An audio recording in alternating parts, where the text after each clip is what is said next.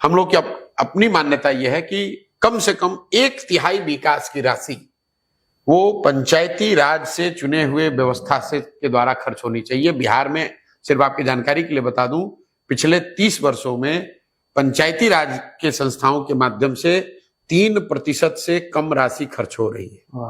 1/3 हम लोग कह रहे हैं कि खर्च पंचायती राज के माध्यम से होगा।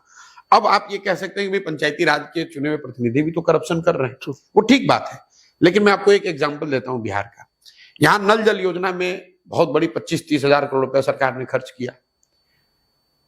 उसमें बहुत बड़े घोटाले की लोग बात करते हैं कि भाई बहुत लूटपाट हुई, पैसा खर्च नहीं हुआ या पैसा बर्बाद हो गया, घरों में पानी नहीं पहुंचा।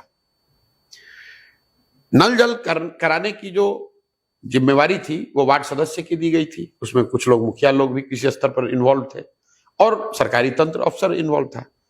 मैं आपको आंकड़ा बता रहा हूं, 90% वार्ड सदस्य नल जल योजना आने के बाद पिछला चुनाव अपना हार गए और करीब करीब 80% मुखिया जी लोग चुनाव हार गए।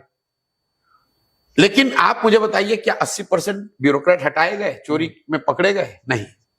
तो करप्शन करने में तो तीनों ही शामिल थे, जनप्रतिनिधि भी थे और अफसर भी थे, मिलकर उन्होंने चोरी की। राइट। लेकिन कम से कम जनता ने देखा कि ये चोरी कर रहे हैं तो 5 साल में उनको हटा दिया। राइट।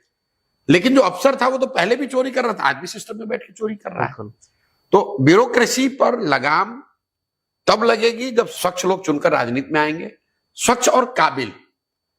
दूसरा, उनके हाथ से decision making, subjective decision making हटाकर नियम बना दिए जाएं, रूल बेस्ड डिस्ट्रीब्यूशन अगर कर दिया जाए और उसका विकेंद्रीकरण कर दिया जाए तो उससे बहुत हद तक सत्ता में बैठे हुए जो अफसर हैं उन पर लगाम लगे।